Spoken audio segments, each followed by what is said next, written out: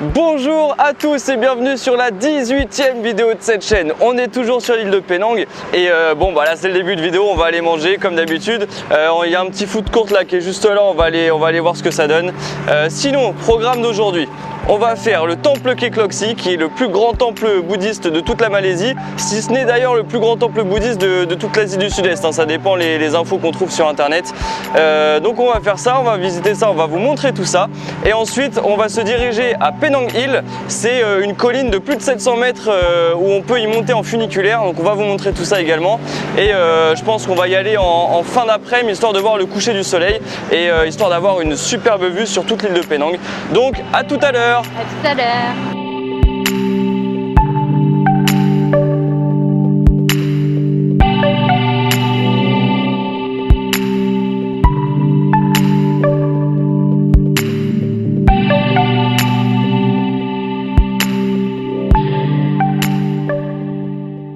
On est arrivé au temple Kek Lok Si. Ce temple est situé sur des collines, hein, comme vous le voyez, c'est en hauteur sur l'île de Penang. Le temple il est juste derrière nous. On va aller visiter tout ça. On n'est pas tout seul, hein. Il y a quand même quelques touristes là à l'entrée de ce temple.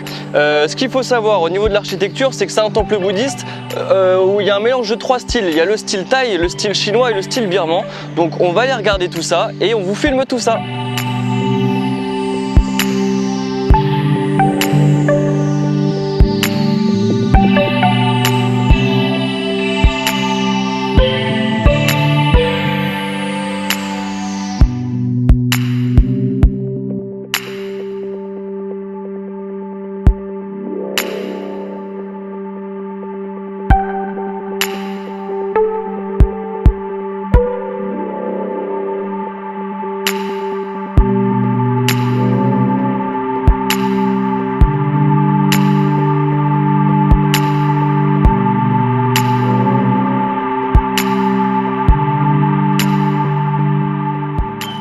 Dans le temple Kek Lok Si et je voulais vous montrer quelque chose. Vous voyez toutes ces petites statues là, et ben sur la poitrine elles ont chacun ce petit symbole là. Alors vous vous doutez bien que c'est pas le symbole de l'Allemagne nazie, c'est un des plus vieux symboles de toute l'humanité. Ça s'appelle le swastika. Quasiment toutes les civilisations l'ont utilisé et selon les origines il peut avoir certains sens différents. Ça peut avoir le sens de la paix, de l'éternité, enfin voilà, c'est que des bonnes valeurs.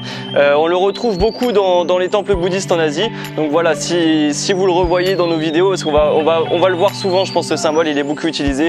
Donc ce n'est pas le symbole de l'Allemagne nazie, c'est vraiment des plus gros symboles de toute l'humanité. C'est vraiment que récemment qu'on le connaît sous une autre forme, parce qu'il a été tourné à 45 degrés pendant l'Allemagne nazie et ça a donné le drapeau nazi. Donc voilà, ça n'a rien à voir avec ça. C'est un symbole d'éternité, de paix, voilà, vous allez le revoir après. Donc pas d'inquiétude là-dessus.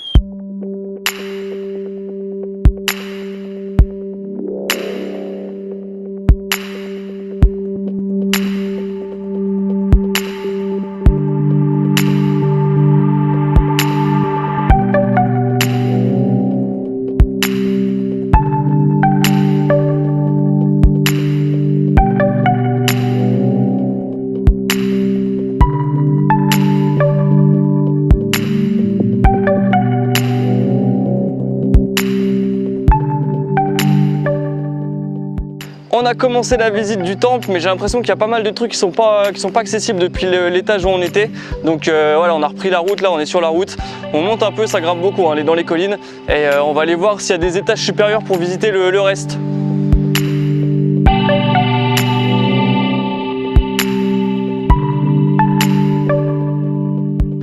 On vient de finir l'ascension de la petite colline là et normalement au bout de cette colline on devait voir une énorme statue de 30 mètres de la déesse de la miséricorde Kuan Yin, et avec la chance qu'on a, l'attraction est fermée.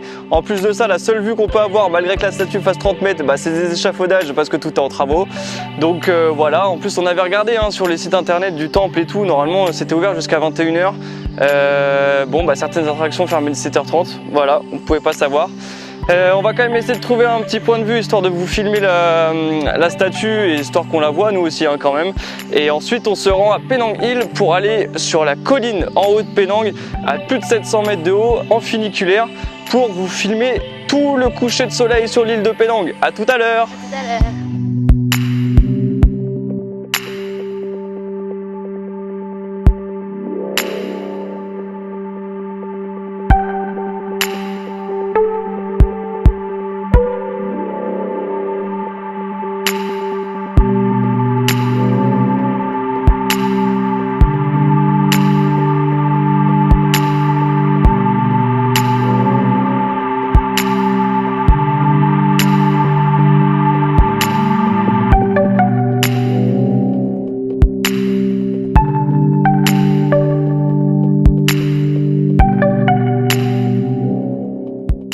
vient de rentrer dans le funiculaire et là voilà c'est parti, on est en train de monter. C'est assez stylé, je vous avoue, je vais vous filmer tout ça.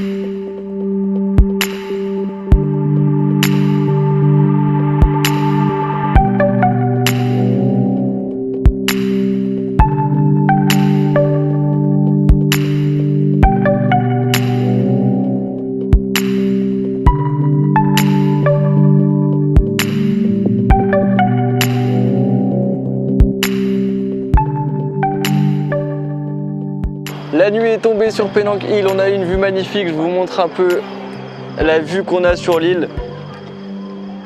Voilà, on est à plus de 700 mètres. Là, ce que vous voyez en face là, eh ben, c'est le grand pont qu'on a pris là pour rejoindre le continent qui est de l'autre côté jusqu'à l'île qui est là. On le voit bien ici illuminé. C'est hyper beau. Bon, nous on va aller chercher un truc à manger. Là on est dans le noir là, attendez, je reprends les lumières. Nous on va aller chercher un truc à manger et puis on se retrouve tout à l'heure.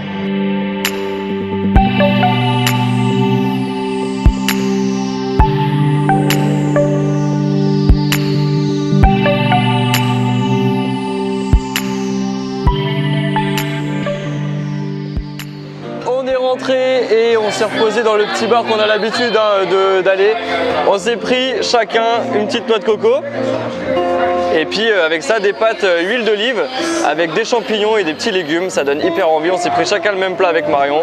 Il y a pas mal d'ambiance là dans le bar, il y a un petit groupe de musiciens et tout, on va vous filmer ça. Et puis bah, bon appétit!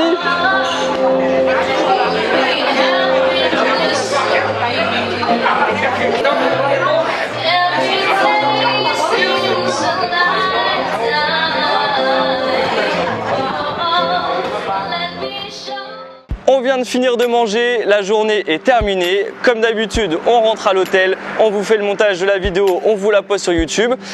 Autre information aussi sur notre journée, on a été recharger notre carte SIM de crédit internet parce qu'on n'avait plus de crédit internet, on avait tout utilisé.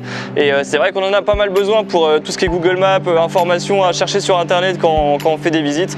Donc voilà, on a rechargé, il nous a suffi d'aller dans un 7-Eleven. Vous savez, c'est ces petites supérettes qui sont ouvertes 24 h sur 24.